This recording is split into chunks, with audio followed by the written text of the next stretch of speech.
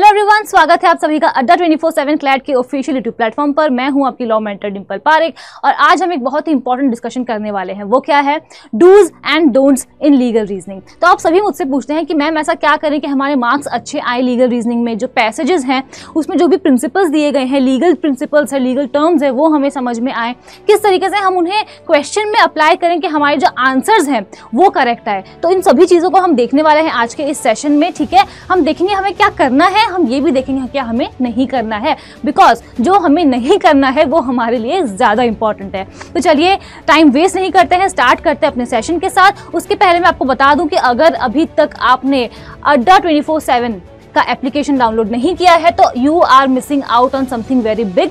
ठीक है, तो आपको क्या करना है, जल्दी से एप्लीकेशन को डाउनलोड करना है। वहां पर आपको ये सभी फीचर्स मिलने वाले हैं, जैसे कि daily current affairs, daily quiz, premium study material, previous exam papers etcetera. और अगर आप हमारे टेलीग्राम चैनल से अभी तक नहीं जुड़े हैं तो अभी की अभी जाइए। ये है हमारा user name, that is CLAT अड्डा 24/7। ठीक है, तो आप यहाँ जाइए जल्दी से और टेलीग्राम चैनल पर हमारे साथ जुड़ सकते हैं। तो चलिए स्टार्ट करते हैं फिर आज के सेशन को। तो जहाँ बात हो रही है लीगल रीजनिंग की, तो मैं आपको बता दूं लीगल रीजनिंग एक बहुत ही इंपॉर्टेंट सेक्शन है क्लैट का। और वो क्यों है ये मैं बहुत बार बता चुकी हूँ अपने अनगिनत वीडियोज में, दोबारा से बता देती हूँ, बिकॉज वो एक टाई ब्रेकिंग सेक्शन है। अगर दो स्टूडेंट्स हैं, दो कैंडिडेट्स हैं, उनके सेम मार्क्स आ जाते हैं क्लैट में, तो अब वो कौन सा फैक्टर है जो डिसाइड करेगा कि किससे पहले प्रेफरेंस दी जाएगी, किससे पहले सीट दी जाएगी, किसकी रैंक पहले आएगी। ठीक है, सो यहाँ पर वो डिसाइड करता है सबसे पहले लीगल रीजनिंग वाला सेक्शन। जिसके मार्क्स ज़्यादा होंगे लीगल रीजनिंग में उसे प्रेफरेंस दी जाएगी। उसके बाद और भी बहुत कुछ है, लेकिन हम कोशिश करेंगे कि जो हमारा पहला ही फैक्टर है ट्राई ब्रेकिंग सेक्शन का, हम वहीं पर एक्सेल कर जाएं कि हमें बाकी आगे बढ़ने की कोई ज़रूरत ही ना पड़े। सो क्लैट का एग्जाम आपका होने वाला है 1 दिसंबर को, राइट? और यहाँ पर आपको मिलने वाले हैं 120 questions. I hope this is clear. इनको आपको कंप्लीट करना होगा 120 मिनट्स में ही। नाउ जो ये लीगल रीजनिंग का आपका सेक्शन है ये 25% वेटेज रखता है, यानी कि बहुत ज़्यादा इंपॉर्टेंट है हमारे लिए। प्लस थोड़ा सा ज़्यादा इंपॉर्टेंट इसलिए भी हो जाता है लीगल रीजनिंग को अच्छे तरीके से पढ़ना, बिकॉज ये जो लीगल रीजनिंग है, हो सकता है इंग्लिश तो हम सब पढ़ते ही हैं, ठीक है, तो इंग्लिश हम पढ़ते ही हैं, मैथ्स हम सब ने की होती है, लेकिन लीगल रीजनिंग जैसा जो है वो आपको सिर्फ और सिर्फ क्या क्लैट का जो एग्ज़ाम है उसे देने के लिए ही पढ़ना पड़ेगा। आ गई बात समझ में? सो इसलिए लीगल रीजनिंग जो है वो थोड़ी सी इंपॉर्टेंट हो जाती है, बिकॉज इसकी वेटेज भी बहुत ज़्यादा है। तो अगर हमने सही टाइम पर नहीं पढ़ा उसे तो दिक्कत हो सकती है। आपको क्या करना है, आपको अगर मुझसे पर्सनल मेंटोरशिप और गाइडेंस चाहिए तो मेरा कोड है DIM80।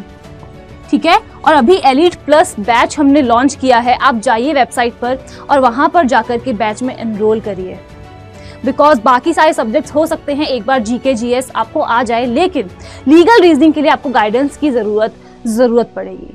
ठीक है, चलिए उसके साथ हम आगे बढ़ते हैं और सबसे पहले देखते हैं डूज क्या है, कि आखिर वो ऐसे कौन से काम हैं जो आपको करने हैं लीगल रीजनिंग में। सबसे पहली बात मैं हमेशा सबको बताती हूँ, जब भी पैसेज दिया जाएगा उसे हमेशा केयरफुली रीड करेंगे।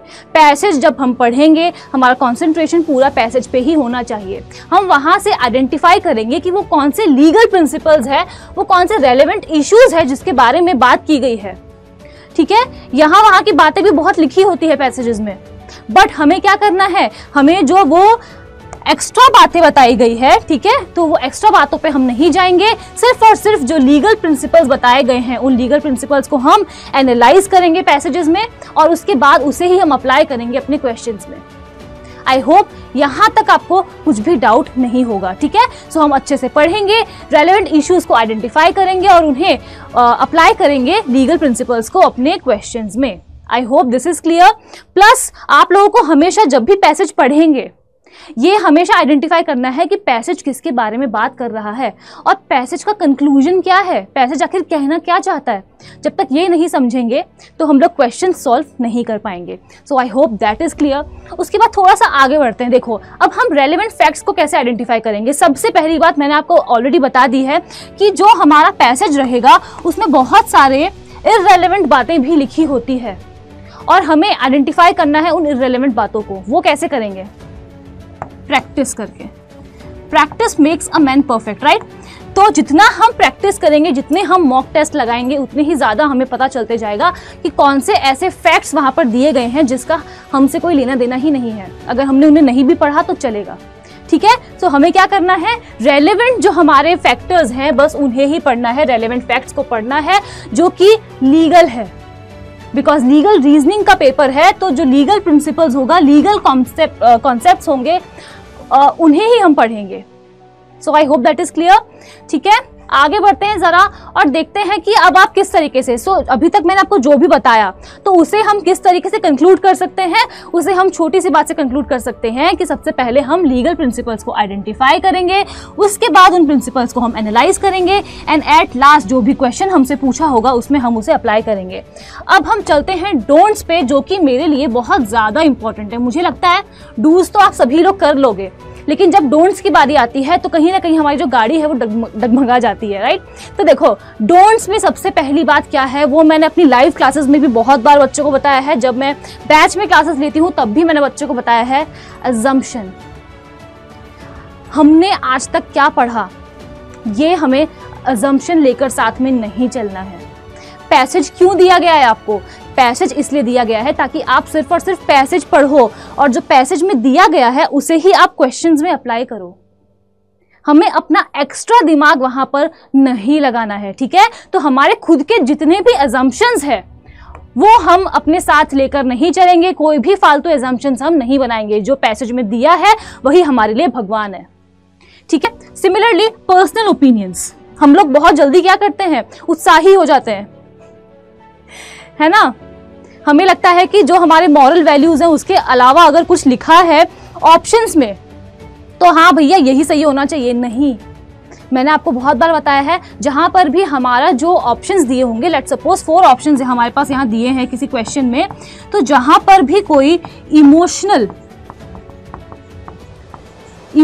रीजनिंग दी होगी उस ऑप्शन को हम कभी नहीं चूज करेंगे, ठीक है। मॉरल पॉलिसिंग हमें नहीं करनी है, पैसेज में जो लीगल प्रिंसिपल्स दिए हैं बस उसे अप्लाई करना है और कंक्लूजन पे आना है। That is all about it, ठीक है। तो और दूसरी बात, बच्चे बहुत बार मिस इंटरप्रिटेशन भी करते हैं, तो ये कैसे सॉल्व हो सकती है, मिस इंटरप्रिटेशन सिर्फ और सिर्फ सॉल्व हो सकती है प्रैक्टिस से।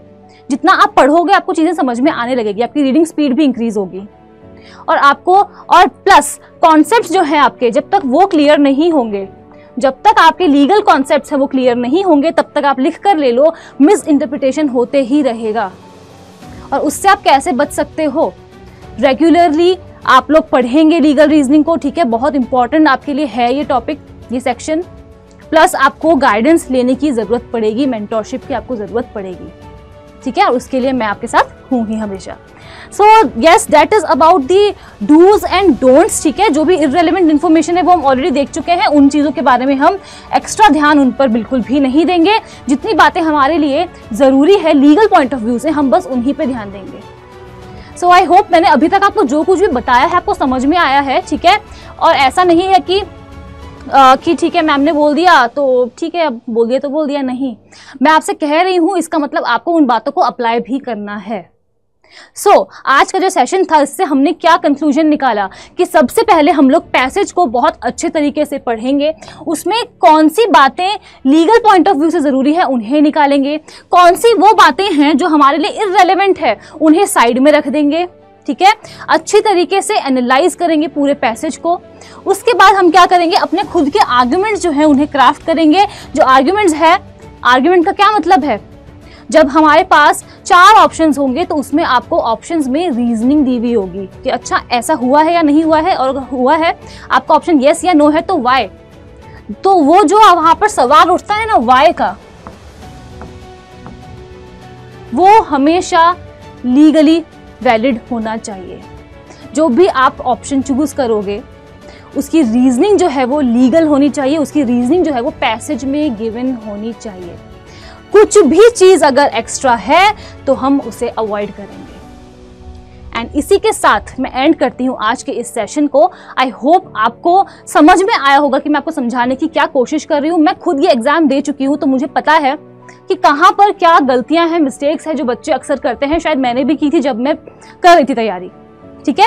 अगर आपको कोई भी डाउट है तो बेझिझक ये मेरी email ID है, कभी आपको ये भी समझ में ना आए ना कि A फॉर एप्पल और B फॉर बॉल होता है, तब भी आप मुझे मेरी ईमेल आईडी dimple.parik@adda247.com पर मेल ड्रॉप कर सकते हैं। आई विल डेफिनेटली रिप्लाई, क्योंकि मेरा काम ही ये है।